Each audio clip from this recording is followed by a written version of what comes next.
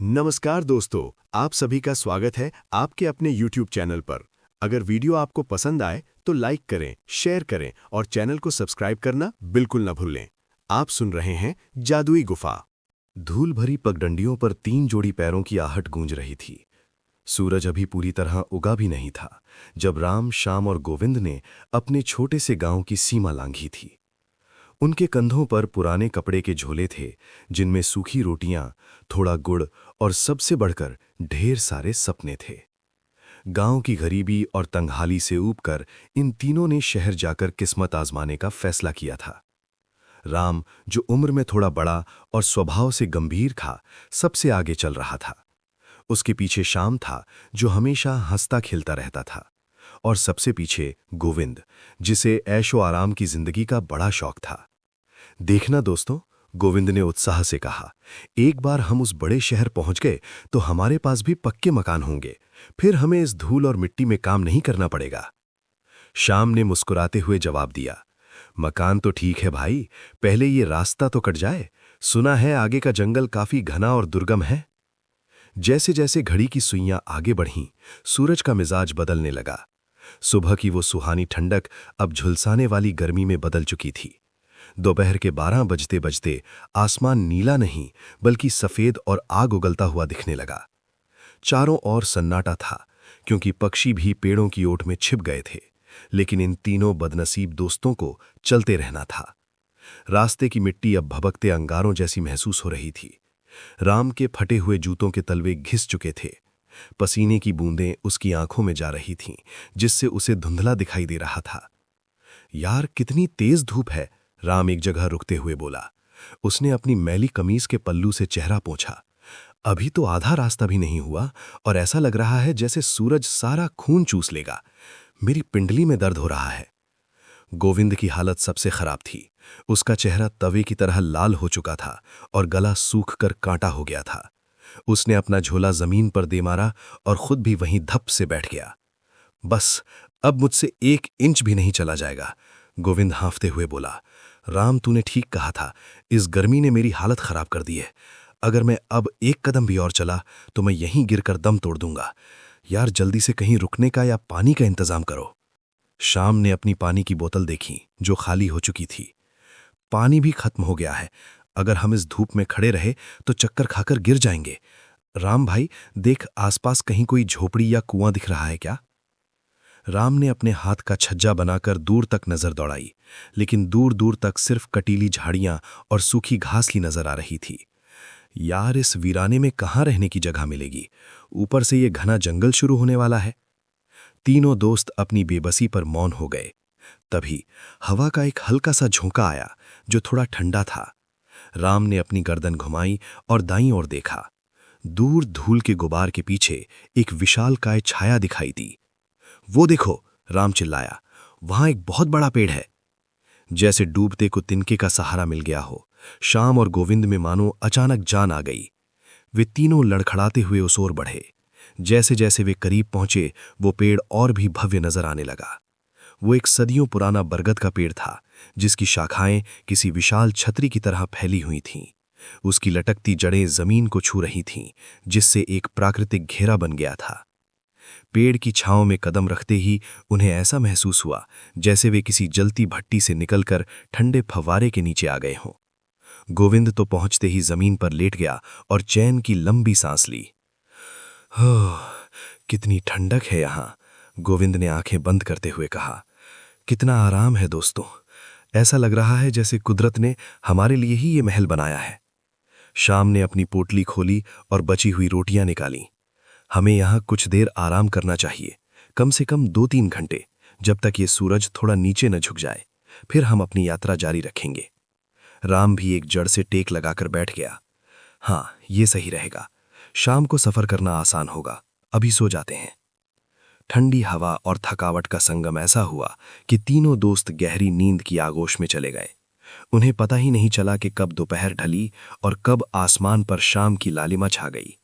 उस बरगद की शांत छाव में वे सब कुछ भूल गए, अपनी मंजिल, अपना रास्ता और आने वाले खतरे भी।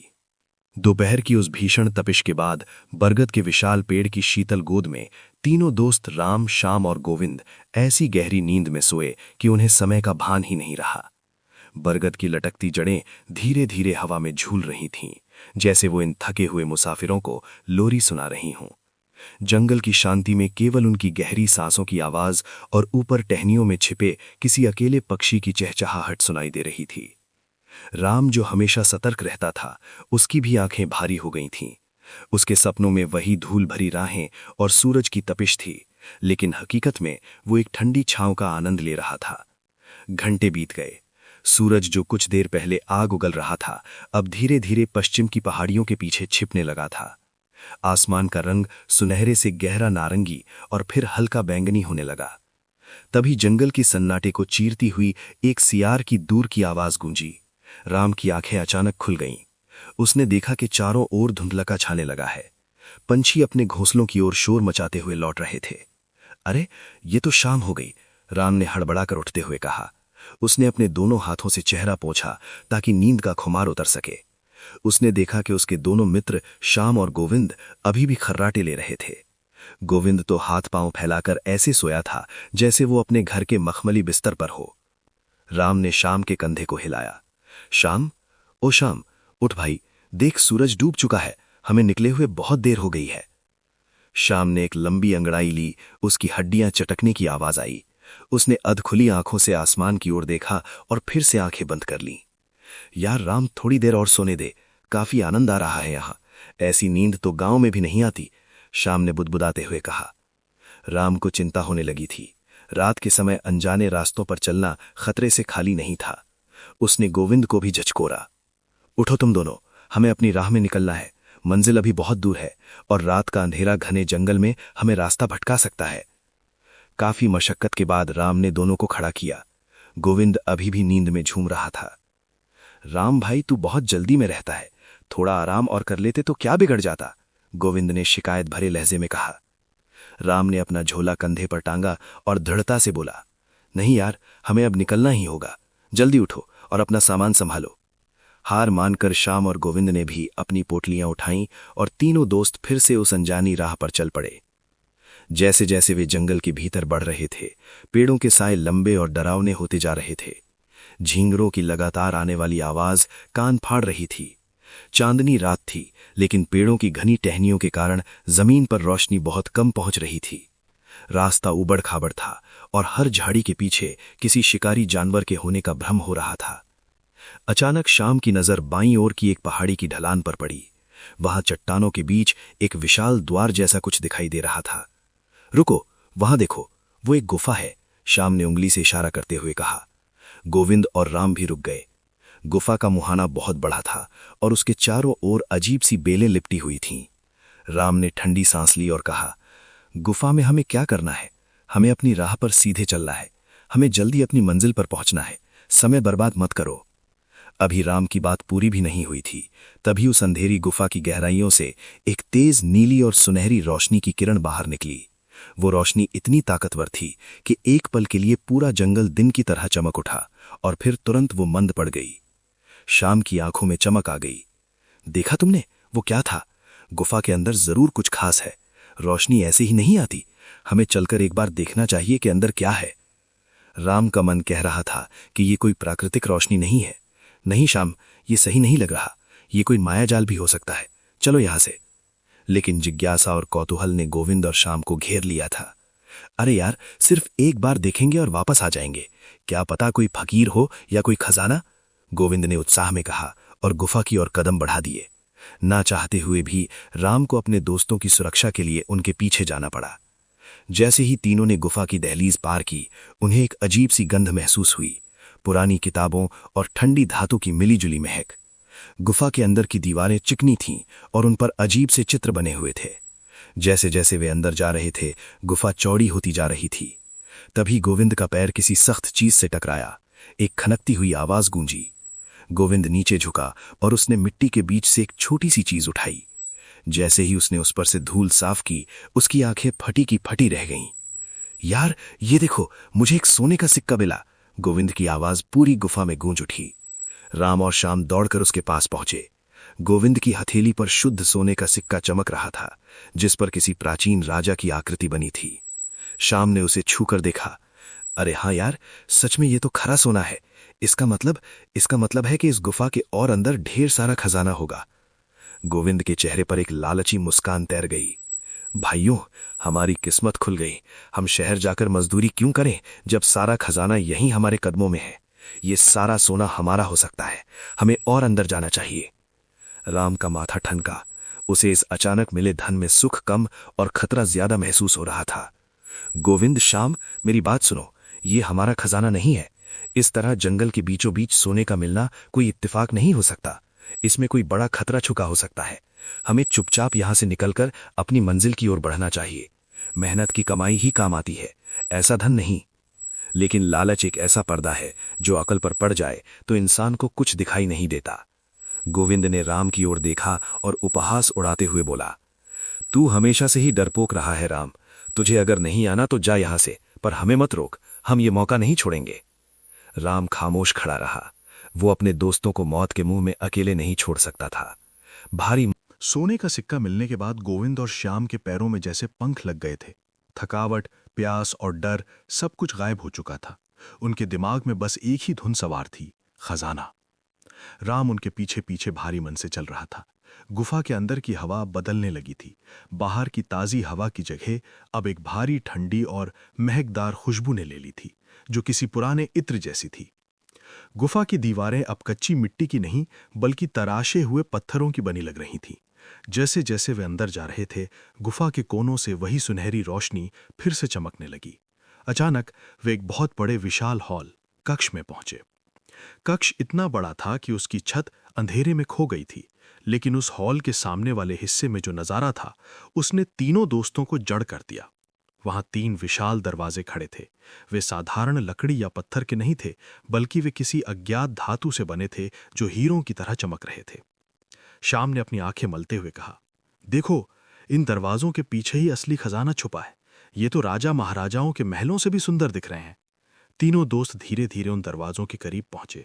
हर दरवाजा लगभग 10 फीट ऊंचा था। पहले दरवाजे से सुनहरी आभा निकल रही थी, दूसरे से चांदी जैसी धवल रोशनी, और तीसरा दरवाजा मूंगे की तरह लाल चमक रहा था।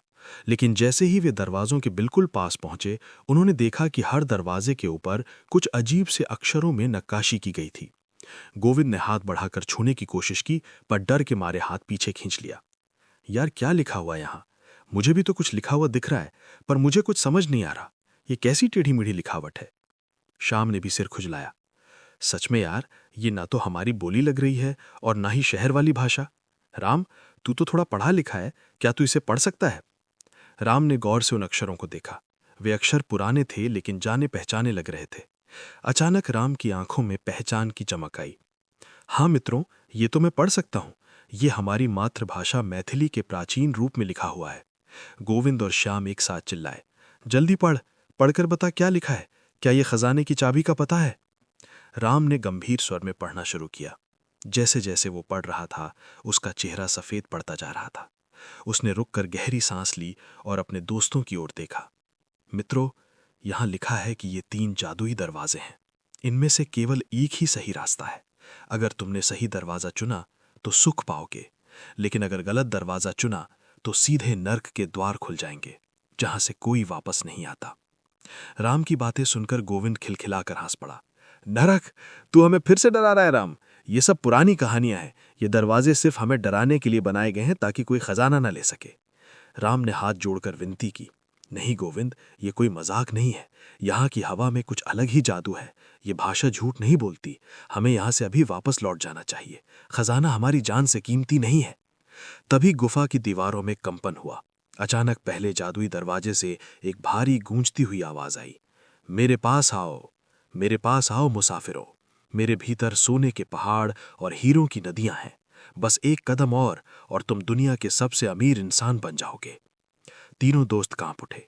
आवाज इतनी सम्मोहक थी कि गोविंद के कदम खुद ब खुद उस दरवाजे की ओर बढ़ने लगे। अभी गोविंद पहले दरवाजे की ओर बढ़ा ही था कि दूसरे दरवाजे से भी आवाज गूंजी, नहीं, उसकी मत सुनो, उसके पास सिर्फ पत्थर हैं, असली खजाना यहाँ है, मेरे अंदर आओ, यहाँ 7 जन्मों तक खत्म न होने वाली दौलत तुम्हारा इंतजार कर रही है। दरवाजों को बोलता हुआ देखकर राम का रोम रोम कांप उठा। उसने चिल्लाकर कहा, दोस्तों, यहाँ खतरा नजर आ रहा है, ये आवाजें हमें बहला रही हैं, चलो यहाँ से चुपचाप बाहर निकल चले। लेकिन गोविंद अब आपे से बाहर था। वो चिल्लाया, चुप रह राम, तू बहुत डरपोक है, तू हमेशा हमारी तरक्की में रोड़ा बनता है। अगर तू डरता है तो यहीं खड़ा रह और अपनी गरीबी का रोना रोता रह, हम तो जा रहे हैं अपना भाग्य बदलने। तभी तीसरे दरवाजे से एक शांत और गहरी आवाज आई, देर मत करो, जल्दी से मेरे अंदर आ जाओ, मेरे पास खजाने का समंदर है। राम ने आखिरी बार कोशिश की, गोविंद श्याम मेरी बात मान लो, मैथिली में लिखी वो चेतावनी सच है, गलत दरवाजा नर्क का रास्ता है। लेकिन लालच ने उनकी सुनने की शक्ति छीन ली थी। गोविंद और श्याम ने एक दूसरे का हाथ पकड़ा और दौड़ते हुए उस तीसरे दरवाजे की ओर बढ़ गए जिसने खजाने के समंदर का वादा किया था। जैसे ही वे उसके करीब पहुंचे, वो विशाल दरवाजा अपने आप खुल गया। अंदर से एक ऐसी रोशनी निकली जिसने पूरे कक्ष को भर दिया। गोविंद और श्याम ने पीछे मुड़कर भी नहीं देखा और उस दरवाजे के भीतर समा गए। राम बाहर खड़ा रह गया।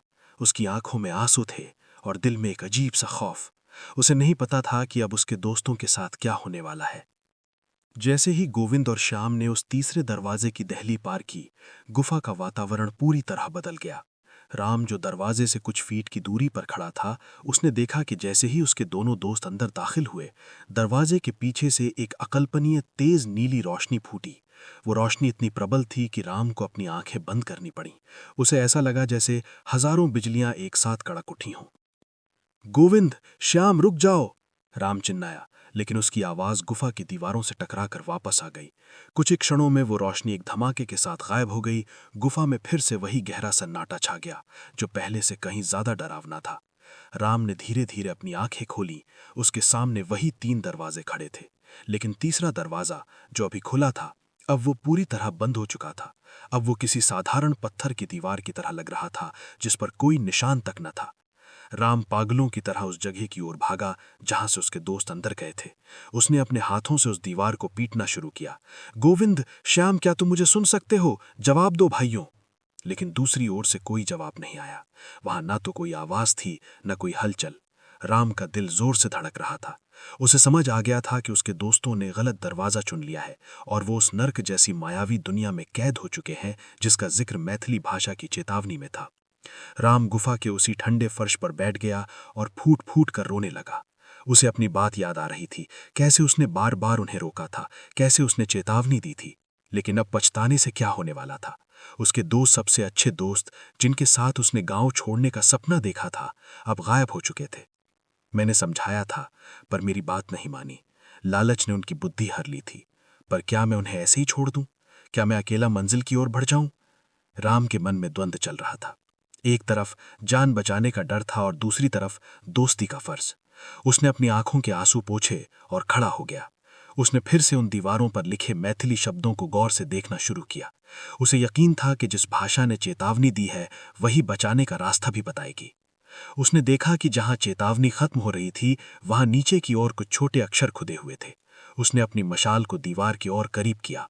वहां लिखा था, जो निस्वार्थ भाव से प्रवेश करेगा वही सत्य को देख पाएगा। लालच का अंत विनाश है, पर त्याग का मार्ग उद्धार है। राम समझ गया कि उसके दोस्त अपनी इच्छा और लालच के कारण फंसे थे। अगर उन्हें वापस लाना है तो उसे अपनी जान जोखिम में डालनी होगी। वो वापस गुफा के मुहाने की ओर गया जहां से रोशनी आ रही थी। उसने महसूस किया कि अब वो रोशनी उसे बुला रही है, लेकिन इस बार वो आवाज किसी खजाने का लालच नहीं दे रही थी, बल्कि एक चेतावनी दे रही थी। राम ने अपनी आंखें बंद की और ईश्वर का नाम लेकर उस जादुई दरवाजे की ओर बढ़ा, जब फिर से चमकने लगा था। जैसे ही उसने दरवाजे को छुआ, उसे एक जोरदार झटका लगा, जैसे शरीर के पार कोई लहर दौड़ गई हो। उसे अपने चारों ओर सब कुछ घूमता हुआ महसूस हुआ। ठंडी हवाएं चलने लगीं और अचानक उसे ऐसा लगा जैसे वो हवा में तैर रहा हो। जब उसने आंखें खोली तो वो गुफा के उस कक्ष में नहीं था। वो एक ऐसी जगह पर था जहां हर तरफ धुंध ही धुंध थी। वहां की हवा में भारीपन था और दूर से करहाने की आवाजें आ रही थीं।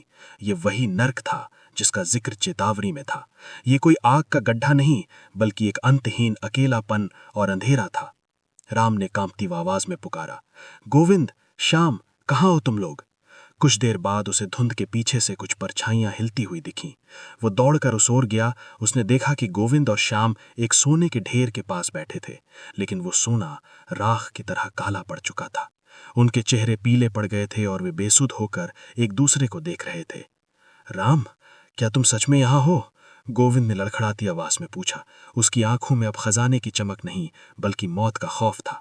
श्याम रोने लगा। हमें माफ कर दे राम, तूने सही कहा था। यहाँ कोई खजाना नहीं है, यहाँ सिर्फ पछतावा है। हम यहाँ फंस गए हैं, हम कभी बाहर नहीं निकल पाएंगे। तभी उस धुंध के बीच से एक भयानक गर्जना हुई और वही 3 दरवाजे फिर से धुंध के रूप में उनके सामने प्रकट होने लगे। अब राम के पास आखिरी मौका था अपने बुद्धिमानी से अपने दोस्तों को इस कैद से बाहर निकालने का। उस धुंध भरी दुनिया में जहां समय ठहर सा गया था, राम अपने दोनों मित्रों को ढांढस बंधा रहा था। गोविंद और श्याम की हालत दयनीय थी। उनके हाथों में जो सोने के सिक्के थे वे अब गर्म कोयले की तरह दहक रहे थे, जिन्हें ना तो वे छोड़ पा रहे थे और ना ही सह पा रहे थे। लालच का बोझ अब शारीरिक पीड़ा बन चुका था। अचानक उस काली धुंध के बीच से वही 3 दरवाजे फिर से प्रकट हुए, लेकिन इस बार वे चमक नहीं रहे थे, बल्कि उनमें से खौफनाक लपटें निकल रही थीं। गुफा की दीवारों से एक गूंजती हुई अदृश्य आवाज आई। मुसाफिर, तुमने सीमा लांघी है। यहां से बाहर जाने का रास्ता केवल उसे मिलता है जो अपनी सबसे प्रिय वस्तु का त्याग करने को तैयार हो। राम, तुम अपने मित्रों को बचा सकते हो, लेकिन इसकी कीमत तुम्हें चुकानी होगी। गोविंद रोते हुए चिल्लाया, राम भाई, हमें बचा ले, हमें खजाना नहीं चाहिए, हमें बस घर जाना है। राम ने साहस जुटाकर पूछा, मुझे क्या करना होगा? अदृश्य आवाज ने कहा, इन 3 दरवाजों के पीछे तुम्हारी यादें हैं।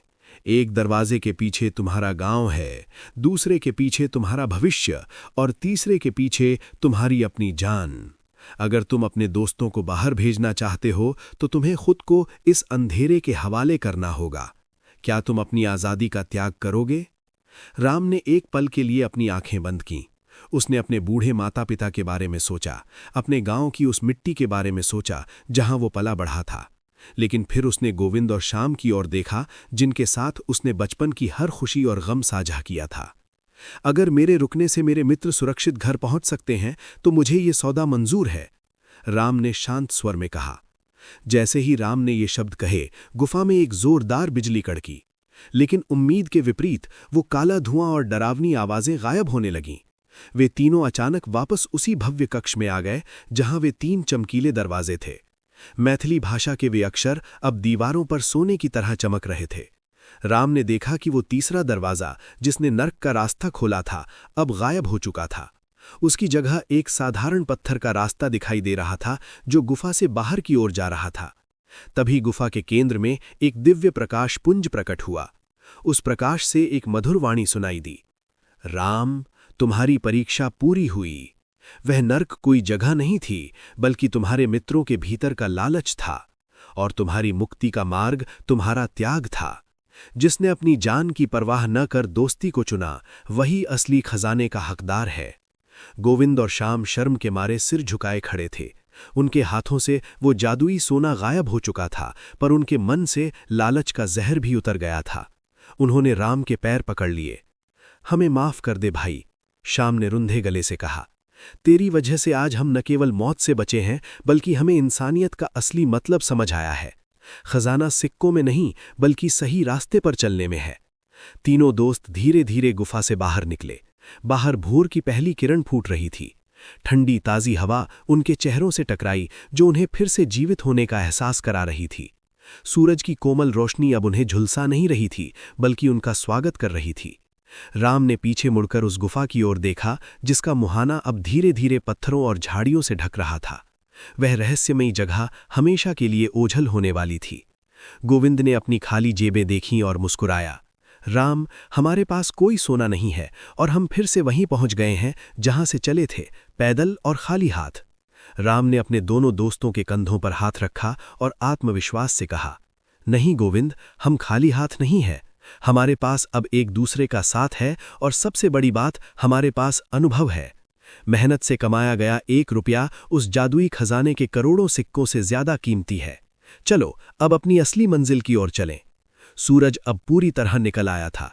तीनों दोस्त एक नई ऊर्जा के साथ शहर की राह पर चल पड़े।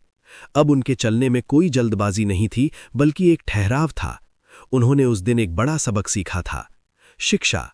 लालच इंसान को ऐसे अंधेरे में ले जाता है जहां से वापसी का रास्ता केवल त्याग और विवेक से ही मिलता है। सच्ची मित्रता और बुद्धिमानी ही जीवन के सबसे बड़े मार्गदर्शक हैं। दोस्तों, उम्मीद करता हूं कि आज की कहानी आपको अंत तक बांधे रखने में सफल रही होगी। अगर डर की ये दास्तान आपको पसंद आई हो तो लाइक जरूर करें और इसे अपने दोस्तों के साथ साझा करें। ऐसी ही रहस्यमयी और दिल दहला देने वाली कहानियों के लिए चैनल को सब्सक्राइब करना ना भूलें। फिर मिलेंगे एक और कहानी के साथ, लेकिन तब तक सावधान रहिए, अपना और अपने अपनों का ख्याल रखिए। जय हिंद, जय भारत।